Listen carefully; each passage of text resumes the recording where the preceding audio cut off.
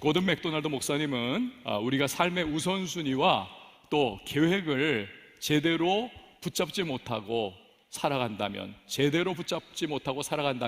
세 가지의 일이 일어난다. 첫 번째는 다른 사람의 칭찬이나 인정을 받기 위해서 우리의 삶과 시간과 에너지, 우리의 자원, 돈과 같은 이런 부분들도 낭비를 하게 된다라고 말씀을 합니다. 이게 정말 가치 있고 이게 정말 중요한 일인가, 이 부분을 놓치고 이 사람들이 나에게 지금 이 일을 통해서 인정을 해줄 것이냐, 이 사람들이 나에게 박수를 쳐줄 것이냐, 이러한 것에 매몰돼 버린다는 겁니다. 두 번째는 우리가 분명한 우선순위와 계획을 세우며 살아가지 않는다면 우리는 급한 일에 우리 인생을 허비하게 될 것이다 라고 말을 합니다. 그렇죠? 정말 귀중하고 정말 장기적으로 우리의 삶을 변화시킬 수 있는 그러한 힘과 중요도를 가진 문제들은요, 때로는 급박하게 느껴지진 않습니다. 저 멀리 있는 것 같아요. 언제나 거기 있는 것 같습니다. 그러나 시간이 지나면 그것이야말로 내 삶을 근본부터 흔들어 놓는 힘과 이슈를 가지고 있구나, 이것을 깨닫게 돼요. 그런데 삶의 우선순위와 계획을 갖고 살아가지 않는다면, 우리가 그냥 밀려오는 급급한 일들에만 우리가 정신을 쏟고 그 일 해결하는 것에 우리가 매몰되어 있다면 우리는요, 나중에 후회를 많이 할 겁니다. 내 인생에 너무 귀중한 것들을 내가 놓쳐버렸구나. 세 번째로, 우리가 우선순위와 계획을 세워놓지 않으면 우리는요, 주변에 영향력 있는 사람들에게 휘둘리는 인생을 살 수밖에 없습니다. 당연히 그러죠. 내 것이 없으니 남의 것에 영향을 받게 되어 있는 겁니다. 결국 내 인생이 아니라 다른 사람 인생의 부속물과 같은 그러한 모습으로 살아갈 수밖에 없습니다. 여기서 질문을 드릴게요. 여러분은 과연 지금까지 살아오면서 중요한, 정말 귀중한 나의 우선순위와 나의 계획을 설정하고 그거 붙잡고 살아오셨습니까? 자, 이제 우리의 시선을 이번에는 좀 하나님께로 우리 좀 뒀으면 좋겠습니다. 여러분, 하나님은 계획을 가지고 살아가실까요? 우리 하나님도 우리처럼 무언가 생각하고 계획하고 그 계획을 따라 착착착착 이루어가는 그러한 모습으로 그렇게 지내실까요? 어떻게 생각하십니까? 답은 그렇다입니다. 특별히 하나님께서 오늘 본문을 통해서 볼 때에 어려운 사람, 문제에 빠져 있는 사람, 위기 가운데에 놓여 있는 사람들을 향해서 하나님이 무언가 특별한 계획을 가지고 계시다, 생각을 가지고 계시다는 것을 우리는 알 수가 있습니다. 자, 우리 먼저 11절 말씀 같이 읽어보도록 하겠습니다. 11절 시작. 여호와의 말씀이니라. 너희를 향한 나의 생각을 내가 아나니. 너희를 향한 나의 생각이 있다는 거예요. 제가 영어 성경 버전을 여러 개, 한 10권 정도를 쫙 찾아봤습니다. 대다수가 나의 생각할 때 이 생각을 플랜스, 플로럴이에요. 그러니까 복수형. 그러니까 사실 우리는 플랜이라고 해도 되죠. 어떤 계획을 갖고 계시다는 겁니다. 하나님이 우리를 향해 무언가 계획을 가지고 계시다라는 겁니다.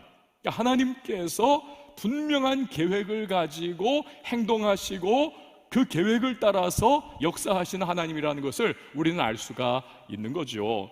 여러분, 천지창조를 보면 참 하나님 정말 빈틈 없으시구나, 오차 없으시구나, 그리고 분명한 계획을 가지고 마스터 플랜을 가지고 하나님께서 천지를 창조하셨구나, 이것을 우리는 알 수가 있습니다. 자, 보세요. 한번 잘 귀 기울여 보십시오. 첫째 날 하나님 무엇 만드셨습니까? 빛과 어둠을 만드셨습니다. 즉 낮과 밤을 만드셨어요. 집중해 보세요. 둘째 날 하나님은 궁창, 곧 하늘을 만드셨습니다. 첫째 날 빛과 어둠, 그리고 둘째 날 하늘. 셋째 날 하나님은 바다와 육지를 만드셨습니다. 자, 이렇게 첫째 날부터 셋째 날까지는 생명체가 살아갈 수 있는 어떠한 틀을 만드셨습니다. 프레임을 만드셨습니다. 자, 그리고 나서 하나님께서 이제 넷째 날부터 보세요. 그 틀 안에서 살아갈 수 있는 생명체들을 집어넣으시는 겁니다. 자, 보십시오. 넷째 날 가장 먼저 무엇을 만드시는가? 동물들이 먹고 살아가게 될 식물을 만드십니다. 풀을 만드시고 채소를 만드시고 그리고 과실을 맺는 과실수 뭐 이런 것들을 하나님께서 만드십니다. 하나씩 하나씩 집어넣으시는 거예요. 다 토양을 깔아 놓으시는 겁니다. 다섯째 날은 하나님께서 참, 우리 하나님 대단하시다 그 생각이 들어요. 이 식물들은 여러분 광합성 작용을 통해서 살아가지 않습니까? 광합성 작용에 꼭 필요한 태양, 하나님께서 다섯째 날 태양을 만드십니다. 태양은 앞으로 창조될 동물들에게도 또 심지어 우리 인간에게도 너무나 필수적이지 않습니까? 태양을 다섯째 날 만드시는 거예요. 그리고 달과 별도 창조를 하십니다. 마지막 여섯째 날, 지금까지 첫째 날부터 다섯째 날까지 모든 이 땅의 생명체를 위한 프레임을 다 틀을 만드신 다음에 그리고 나서 생명체가 살아갈 수 있도록 풀과 채소와 과실수도 다 만들어 놓고 태양마저도 광합성 작용을 할 수 있도록 다 만들어 놓고 하나님께서 이제 드디어 마지막 여섯째 날 동물을 만드십니다. 그리고 인간을 창조하십니다. 대미를 장식을 하는 거죠. 자, 이처럼 천지창조 하나만 보더라도 우리 하나님께서 얼마나 세밀하게 계획을 짜시고 그 계획대로 착착착착 하나하나 일을 이루어 나가시는 그러한 하나님이구나, 이걸 우리가 발견을 할 수가 있습니다. 여러분, 매년 연초가 되면 사람들이 성경을 통독 한번 하리라, 여기도 많이 그렇게 결정을 하셨을 거예요. 그러나 많은 사람들이 레위기의 거친 산맥을 넘지를 못합니다. 그리고 그 레위기 앞에서 굴러 떨어지기 시작합니다. 주로 그 이유가 무엇입니까? 제사법이에요. 그리고 성막법입니다. 제사를 어떻게 지내라, 하여튼 가축을 어떻게 도살을 하고 또 내장을 긁어내고 배설물을 어떻게 어디다가 버리고 가죽을 어떻게 벗겨가지고 어떻게 처리를 하고, 이 그냥 정육점에서 계속 이루어질 일들을 하나님께서 레위기 안에서 다 설명을 하십니다.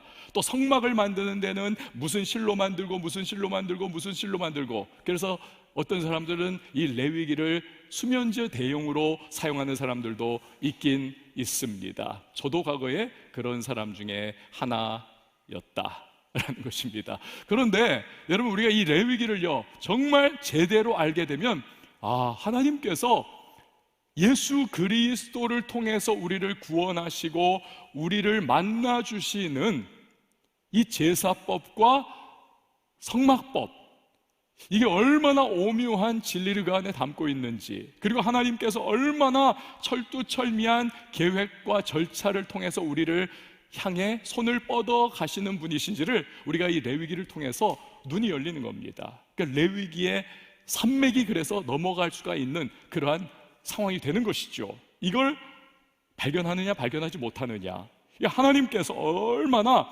이렇게 우리에게 정말 세밀하게 다가오시는 하나님이신지 몰라요. 여러분, 그렇기 때문에 우리가요 믿습니다 하면서 쌍시오 소리가 굉장히 우리에게 막 그냥 격하게 난다 할지라도, 여러분, 우리가요 그냥 인생을 대충 살아가요. 사업을 할 때도 대충 사업하고, 무슨 일 처리를 할 때도 그냥 대충 일 처리를 하고, 우리가 하여튼 인생 살아갈 때 대충 살아간다 그러면서도 하나님, 내가 하나님 믿으니까 하나님께서 다 해주실 거고 책임져 주실 거고 잘 되지 않으면 안 돼 라고 하는 그러한 마음을 가진 것은, 여러분, 우리가 크리스찬으로서 문제가 있는 태도입니다. 하나님은 절대로 그렇게 말씀하지 않습니다.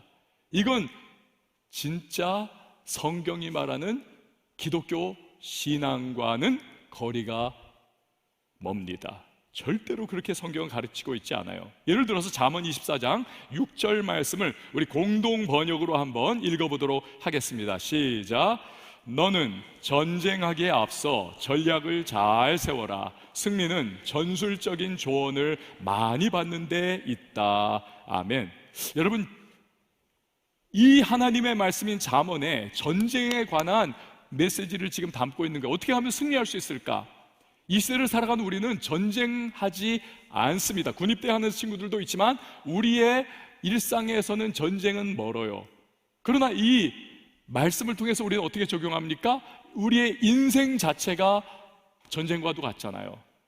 이 인생에서 승리하느냐 패배하느냐, 그에 따라 나의 삶이 붕괴할 수도 있고 흥할 수도 있는 것입니다. 그러니까 성경은 인생에서 승리하려면 전력을 잘 짜야 되고 그에 따른 전술을 잘 구비를 해놔야 한다는 것입니다. 그냥 무계획적으로 직장생활하고 무계획적으로 사업하고 무계획적으로 인간관계를 그냥 유지해 나가고 무계획적으로 그렇게 살아가서는 결코 인생을, 전쟁 같은 인생에서 우리가 승리할 수 없다는 것을 성경은 우리에게 강조하는 겁니다. 나 하나님 믿으니까 나는 그냥 뭐 이렇게 살아도 승리할 거야, 될 거야.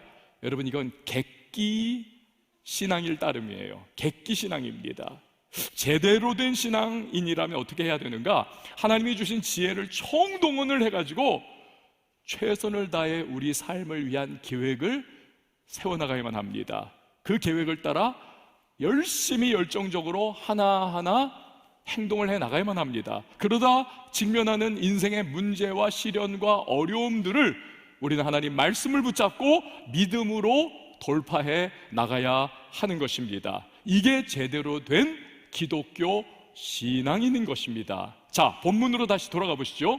하나님께서 내가 너희를 향한 계획을 가지고 있다, 생각을 가지고 있다라고 말씀하셨어요. 그럼 그 계획이 과연 어떠한 것입니까? 무엇입니까? 자, 11절 말씀 전체를 같이 한번 읽어보도록 하겠습니다. 시작.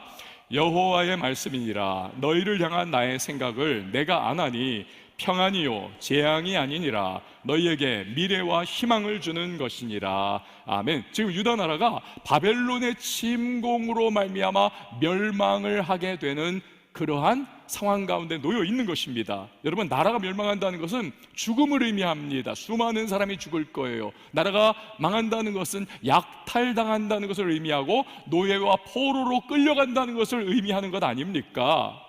그야말로 인생 최대의 위기와 어려움에 빠지게 되는 거죠. 실제적으로 유다 나라가 그렇게 되지요.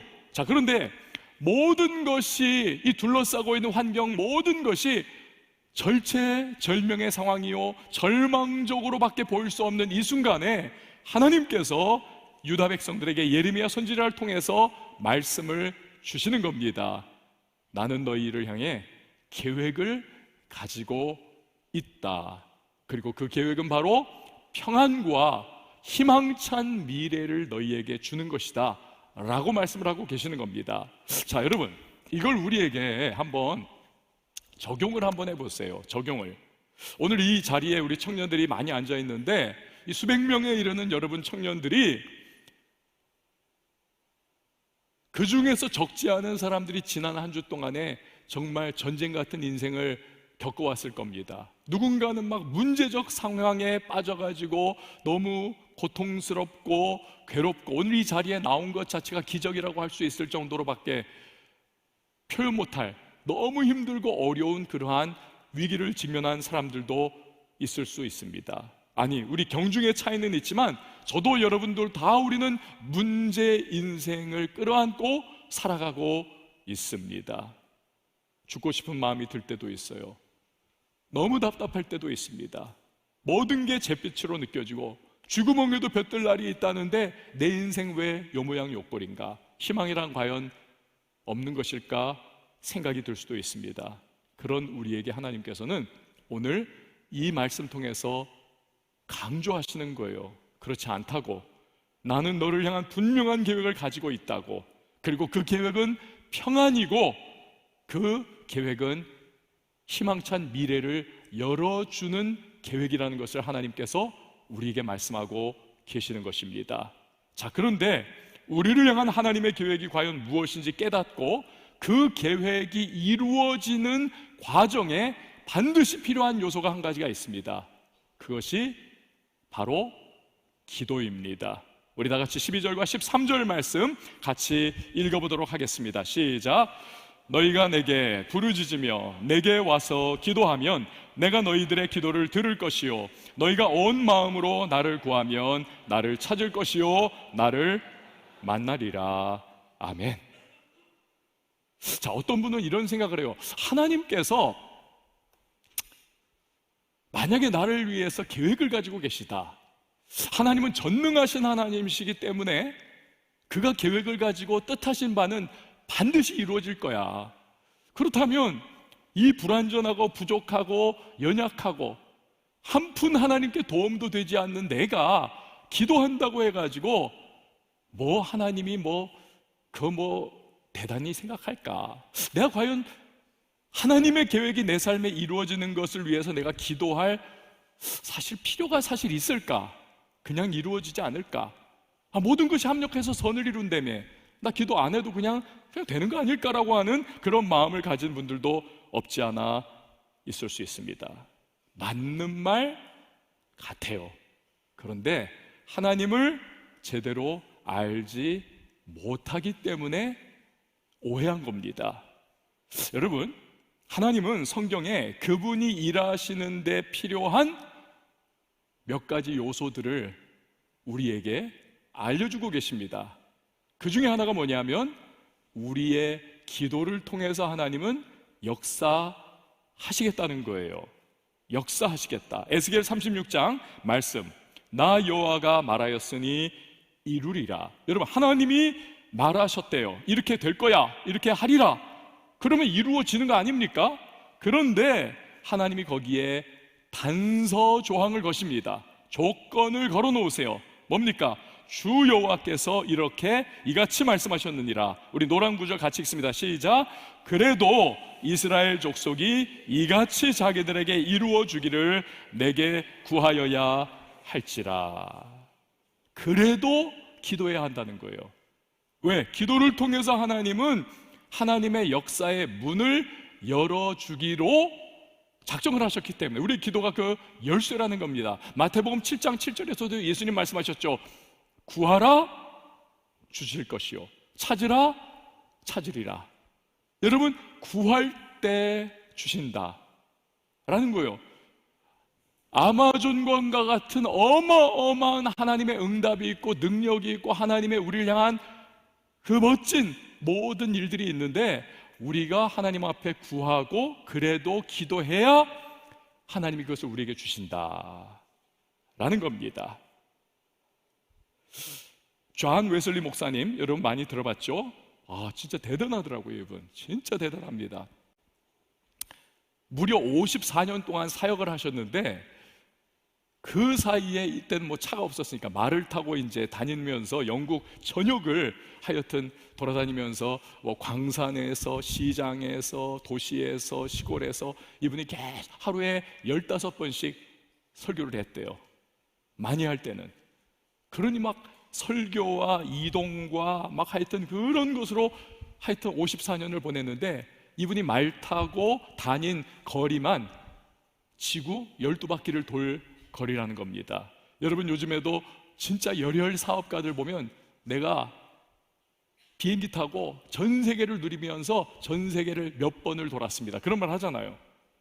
비행기로도 그렇게 말을 하는데 여러분, 이 당시 말 타고 다니면서 지구 12바퀴를 돌 정도의 사역을 했으니 엄청났던 거죠. 근데 이분이 영국에서 정말 감리교를 창설을 하고 이분이 정말 부흥을 이끌어가면서 그 당시 프랑스에서는 대혁명이 나서 정말 수많은 사람들이 죽고 난리가 나는 그때에 이 영국은 혁명이 없었습니다. 어떻게 해요? 역사학자들은 말해요. 그것이 존 웨슬리의 부흥운동의 결과라고. 그 당시에 한 일례입니다. 런던에 수많았던 그 술집들이 다 문을 닫았어요. 왜? 장사가 안 되니까. 사람들이 다 은혜를 받고 뒤집어지고 회개하고 삶이 변화되고 술집을 찾는 사람이 없는 겁니다. 그래서 술집들이 다 폐업을 하는. 저는요, 우리 도시가 여기 반경 1km 이내 여러분 술집이 얼마나 많고 여기에 얼마나 여러분 퇴폐업소가 많고 여기에 정말 금요일마다 정말 우글우글대는 술집을 찾아 헤매는 그러한 청년들, 그러한 사람들이 쏟아져 움직여 왔다 갔다 하지 않습니까? 그럼 우리가 돌파 기도회 때마다 금요일에 뭘 기도합니까? 하나님, 이 도시의 상권이 변화가 되어서 주여 거룩한 상권이 되게 하여 주시옵소서. 상권이 없어지게 해달라고 말하면 절대로 안 돼요. 왜? 사람들이 먹고 살아야 하니까. 그렇지만 술집이 변화하여 그냥 음식점이 되고, 또 술집이 변화하여 옷가게가 되고, 뭐 이런 식으로 상권의 변화가 건강하게 일어나게 하여 주시옵소서. 이걸 가지고 기도를 하고 있는 것입니다. 하나님은 어제나 오늘이나 영원토록 동일하신 하나님이세요. 웨슬리의 시대에 그 일이 일어났다면 여러분, 우리의 시대에도 하나님이 우리의 기도를 들으시고 역사하시면 얼마든지 이 시대에도 동일한 일이 일어날 수 있음을 믿으시기를 바랍니다. 그러니까 우리가 끊임없이 기도를 하는 거예요. 끊임없이. 마치 여리고성이 어느 순간 무너져 내리는 것과 같이. 근데 이 엄청난 부흥의 주역이요, 하나님의 놀라운 역사를 경험했던 이 웨슬리 목사님이 했던 말이 중요한 거예요. 그가 무슨 말을 했느냐?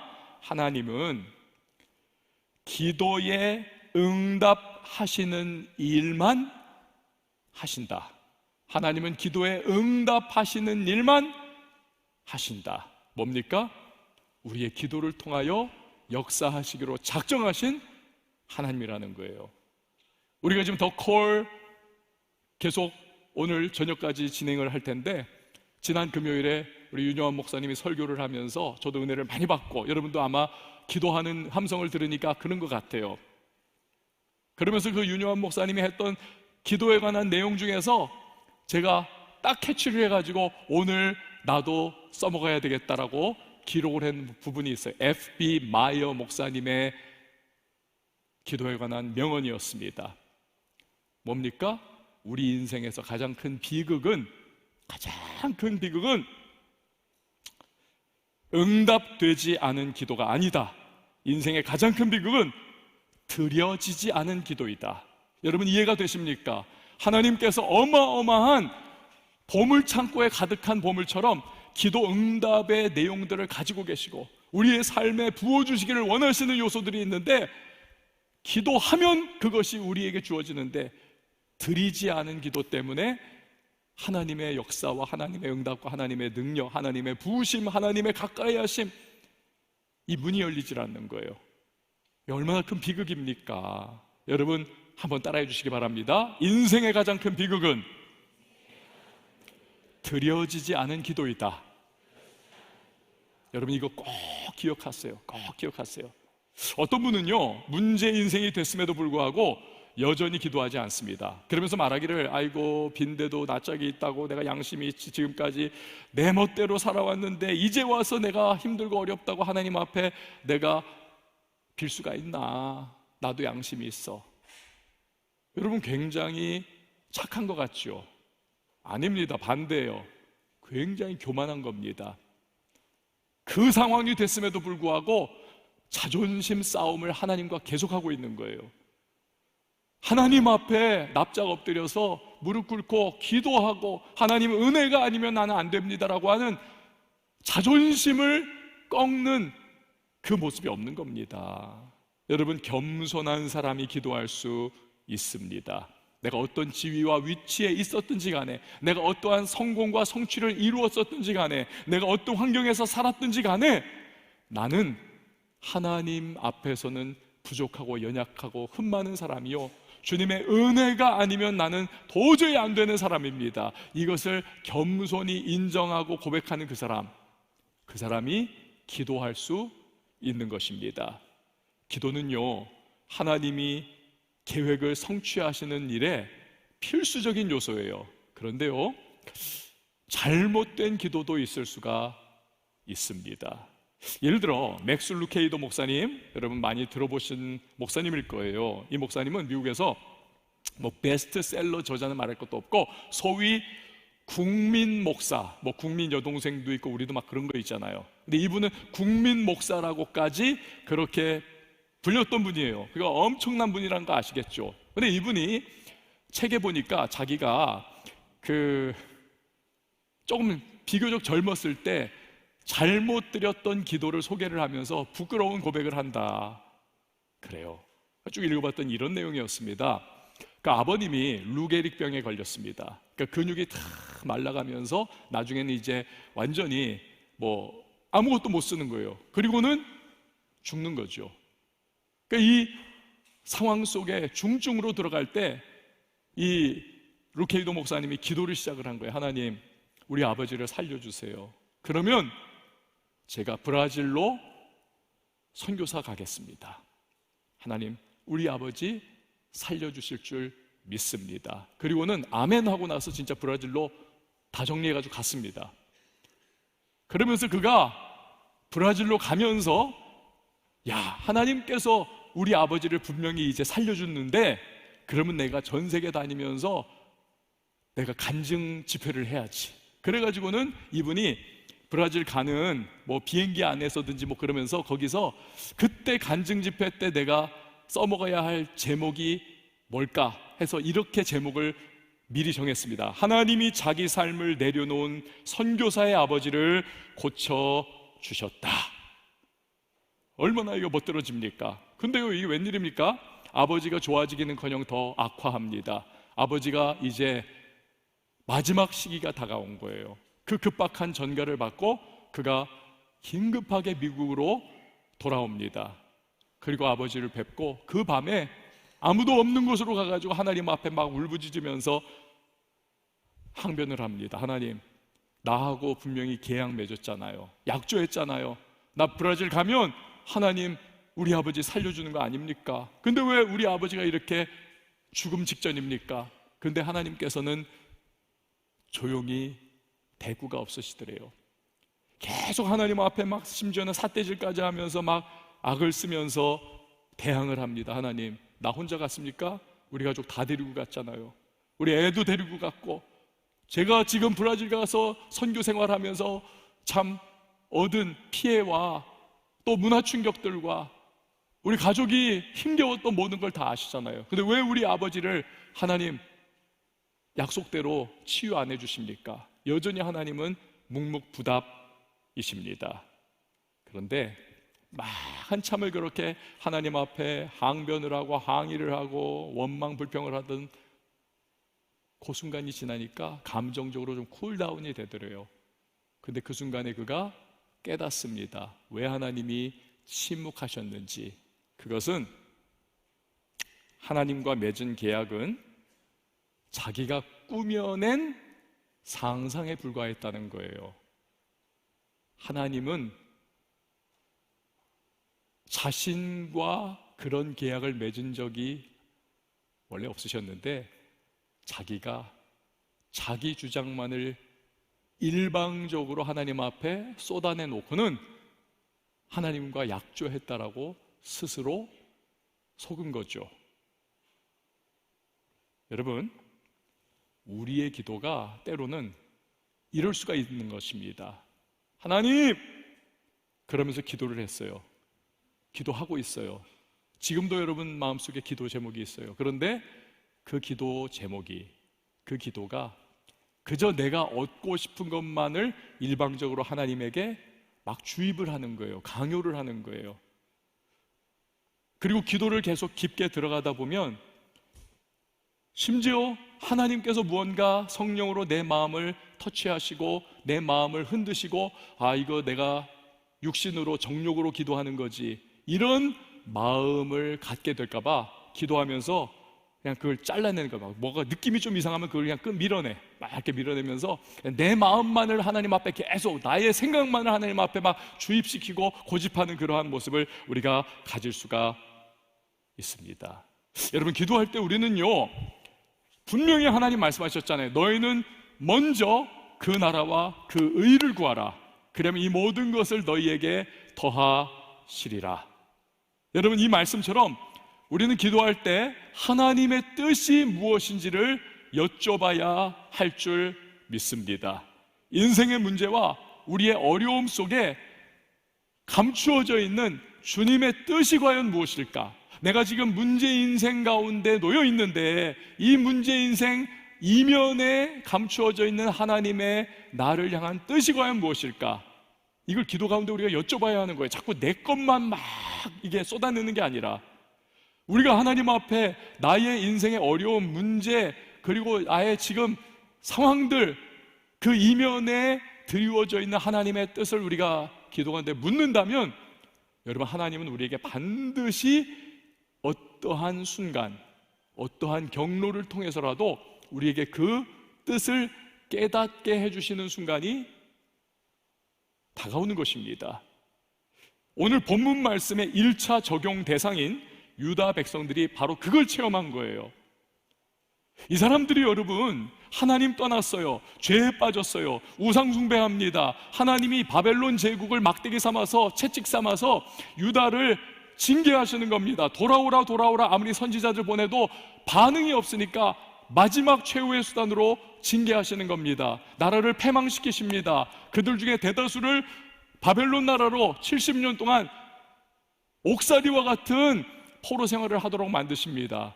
그 포로살이에 정말 뼈저린 억울함과 고통과 신음하는 하루하루의 삶을 통해서 그들이 자기들을 보는 거예요.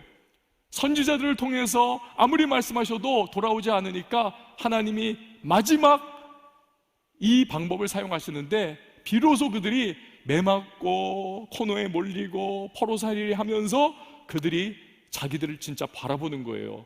우리가 이렇게 된 것이 우리 선조들과 우리의 죄악 때문이었구나. 우리가 하나님 아버지 말씀을 버리고 우상 숭배하고 죄짓고 우리 뜻대로 살아왔기 때문에 하나님이 우리를 때리신 거구나. 그래서 그들이 한 것이 뭡니까? 그 바벨론 나라에서 그들이 회당을 짓잖아요.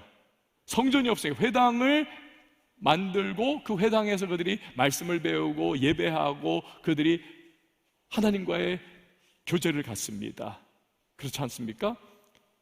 그러면서 이게 하나님의 뜻이었구나, 우리의 거룩이구나, 변화되는 거구나, 우리가 바뀌어서 하나님의 제사장 민족답게 살아가는 것이 하나님의 뜻이구나, 마음이구나. 그렇지 않아서 하나님 떠나서 이 고생하는 것이구나. 그들이 그걸 깨닫는 거예요. 문제 인생 속에서. 여러분, 우리 인생의 문제와 어려움이 있는 것에는 여러 가지 하나님의 뜻이 담겨 있습니다. 여러 가지. 꼭 유다 백성들처럼 지금 내가 문제 경험하고 막 시련이 다가오고 막 어려움이 막 정신없이 밀려오는 그런 것이 꼭 내가 죄짓고 내가 하나님 불순종해서 내가 당하는 것, 그건 아닐 수 있어요. 또 그럴 수도 있어요. 심지어는요, 하나님이 그 문제 인생을 통해서 우리의 삶에 무언가 그분의 뜻과 선함을 드러내고자 그 환경을 허락하신 것일 수도 있습니다. 그런데 그게 어떤 경우든 간에 우리가 해야 할 것은 문제 인생에 놓여 있을 때 우리는 기도해야 되는 것입니다. 이것만은 공통분모예요. 기도해야 합니다.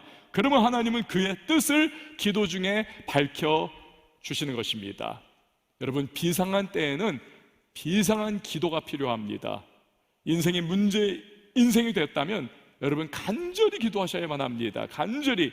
그래서 오늘 하나님은 본문에서 유다 백성들에게 뭐라고 합니까? 너희가 나를 찾으라. 그런데 부르짖으라. 온 마음으로 나를 구하라 말씀하십니다. 간절히. 여러분, 간절하다는 것은 또 하나의 의미를 가지고 있죠. 포기하지 않는 것을 의미합니다. 그런 말 있지 않습니까? 인디언들이 기우제를 드리면 반드시 비가 온다고. 왜 그렇습니까? 그들은 1년이고 2년이고 비가 올 때까지 기우제를 계속 드리기 때문에 그렇습니다.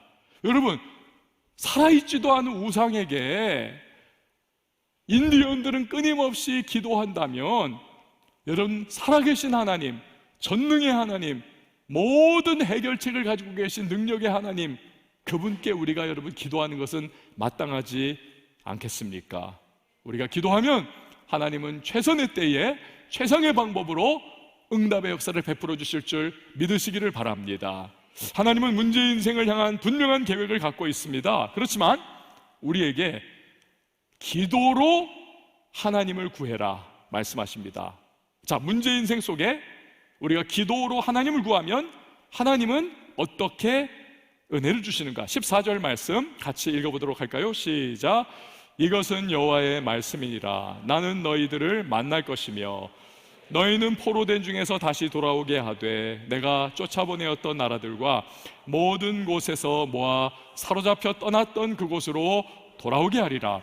이것은 여호와의 말씀이니라. 아멘. 나라가 망하고 바벨론 포로 생활이라고 하는 고통 속에 하나님께 구한다면 하나님은 약속 주고 계신 거예요. 반드시 내가 너희가 쫓겨난 옛 고토, 너희의 본향 예루살렘으로 돌아가게 해주겠다. 여러분 무엇입니까? 문제 인생 속에 하나님을 구하면, 기도하면 하나님은 반드시 회복의 은혜를 베풀어 주신다는 것입니다. 회복의 은혜. 이것이 이스라엘 역사에 그대로 이루어지죠. 70여 년의 고생스러운 포로 생활 중에 그들이 하나님을 구합니다. 기도합니다. 부르짖습니다. 그러자 하나님께서 그들을 결국 옛 고토 예루살렘으로 70년 만에 돌아가게 하십니다. 그때 그들은 과거의 죄와 더러움을 씻고 열국의 제사장 민족으로서의 거룩함을 다시 한번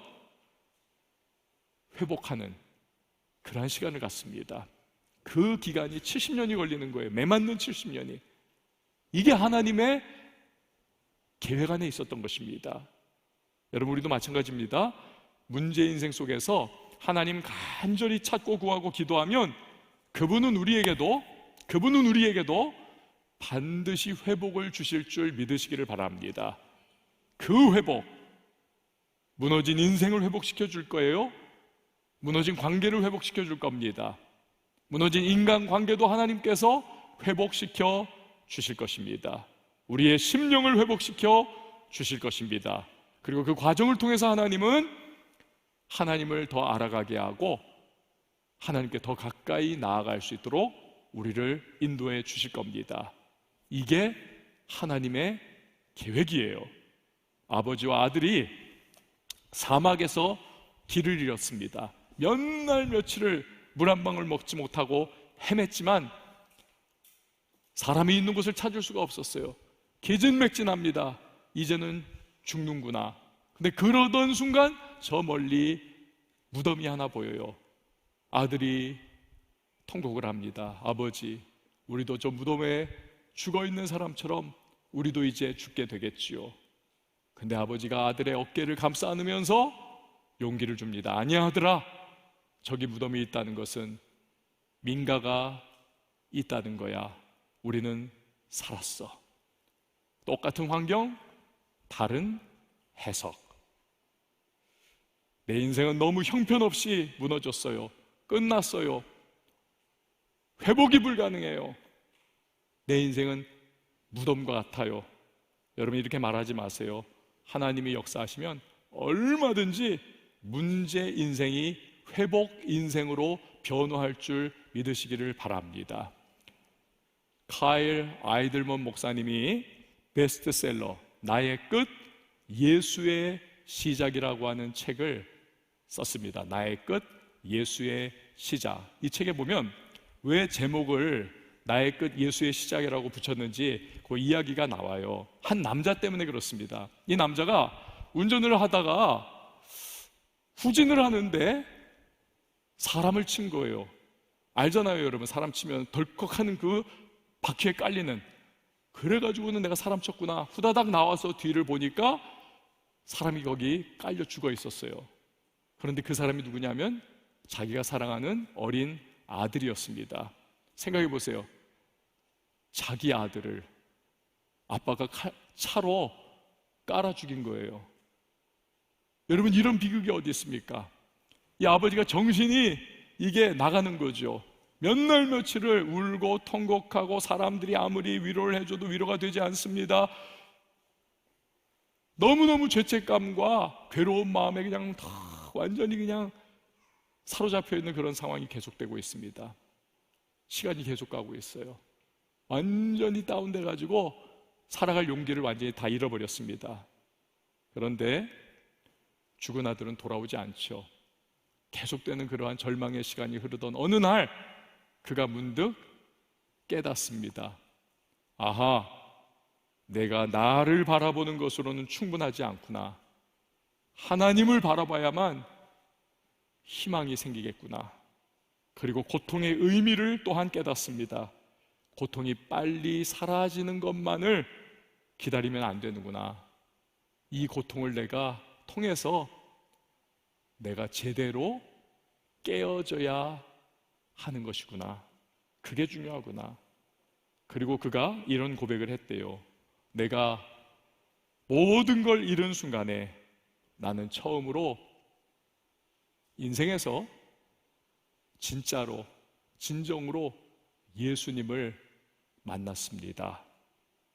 이 고백을 들으면서 이 카일 아이들먼 목사님이 나의 끝 예수의 시작이라고 하는 책 제목을 쓰게 된 거예요. 사랑하는 여러분, 그렇습니다. 심지어 사랑하는 아들을 죽게 한 아버지의 인생에서도 우리 예수님은 역사해 주셨습니다. 그렇다면 그 어떤 문제 인생에 우리가 지금 놓여 있다 할지라도 여러분, 하나님은 우리를 얼마든지 회복시켜 주실 수 있는 분이심을 여러분 꼭 기억을 하시기를 바랍니다. 우리가 하나님을 기도로 구하며 나가면 그분은 회복을 주세요. 그리고 그 과정 속에 하나님을 더 알게 하시고 그분 더 가까이 나가게 하시고 그분 만나게 하시고 그분이 나를 향해 가지고 계신 계획이 무엇인지 우리로 깨달아 알아갈 수 있도록 인도해 주시는 것입니다. 이것이 종종 눈물 나고 고통스러운 문제 환경에 우리를 놓아두시는 하나님의 이유인 것입니다.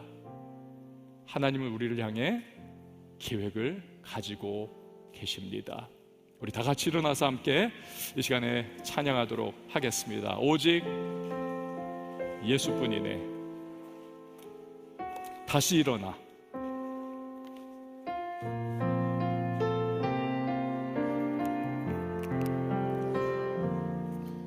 나는 내 마음의 복음이 흥했던 곳에서 다시 아버지를 만나고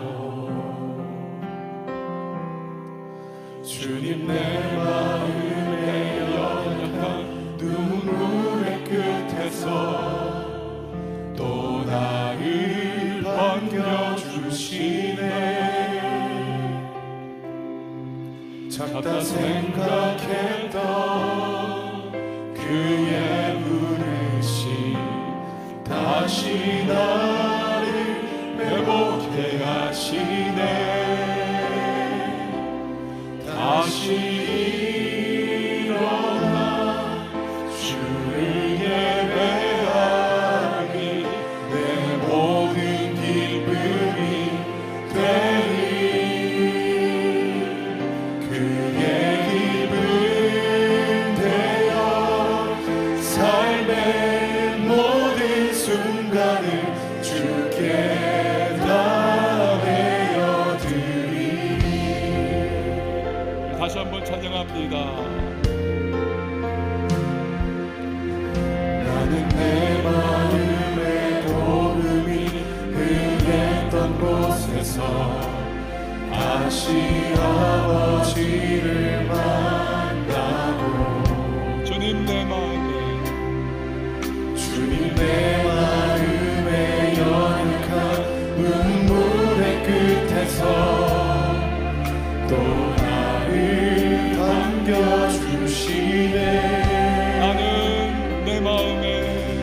나는 내 마음에 복음이 흥했던 곳에서 다시 아버지를 만나고 아멘.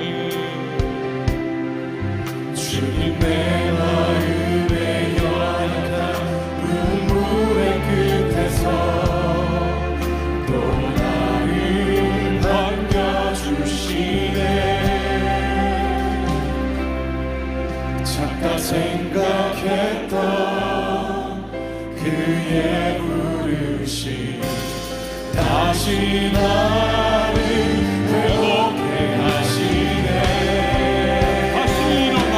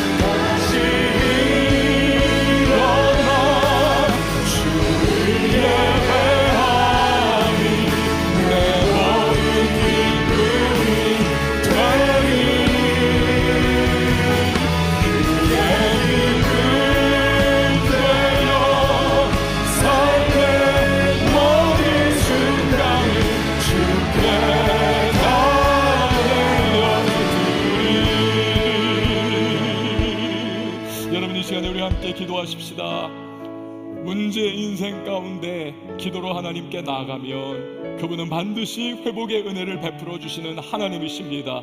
그 과정을 통하여 하나님 더 알아가게 하시고 그분께 더 가까이 나아가도록 우리를 인도해 주십니다. 이것이 하나님의 가지고 계신 뜻이요 계획입니다. 우리는 끊임없이 문제를 만날 거예요. 그러나 기도한다면 하나님을 끊임없이 만나게 되고 더 가까이 그분을 향해 나아가 그분을 알아가게 될 겁니다. 여러분, 문제 없는 게 때로는 문제가 됩니다. 내가 내 인생 주인으로 그냥 살아가는 그 모습, 그것이 옳은 줄 알고 우리는 그렇게 다른 박질 쳐갈 수도 있어요. 하나님과 평행선을 걸으면서 결코 가까워지지 않는 모습으로 우리가 살아갈 수 있습니다. 그러나 문제 인생 속에서 하나님 기도로 구하면 회복의 은혜를 베풀어 주시는 하나님, 나의 끝 예수의 시작이 되도록 역사해 주시는 하나님을 우리는 만나게 되는 것입니다. 오늘 말씀을 기억하시면서 기도하십시다. 주님, 내 문제 인생 속에 개입하여 주시고 하나님 회복의 은혜를 베풀어 주시고 그 과정에 하나님을 더 알아가며 그분께 더 가까이 나가는 하나님의 계획을 이루어 주시옵소서. 이 시간 우리 다같이 주님의 이름 한번 외치고 기도하며 나갑니다.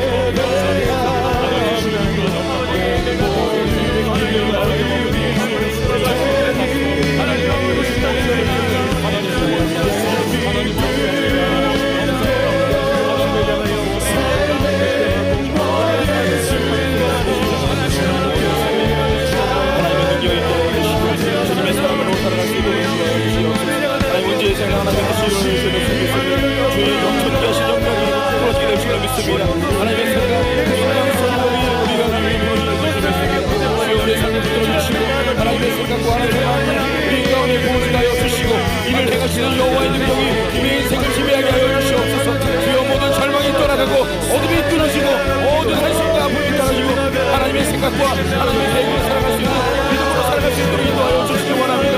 간절히 우리 마음이 아버지의 잠잠해지는 생각들과 주님의 생각들이 주님의 생각을 바꾸시기 원합니다. 주님의 역사하심과 준비하시는 일이 나타나기 원합니다.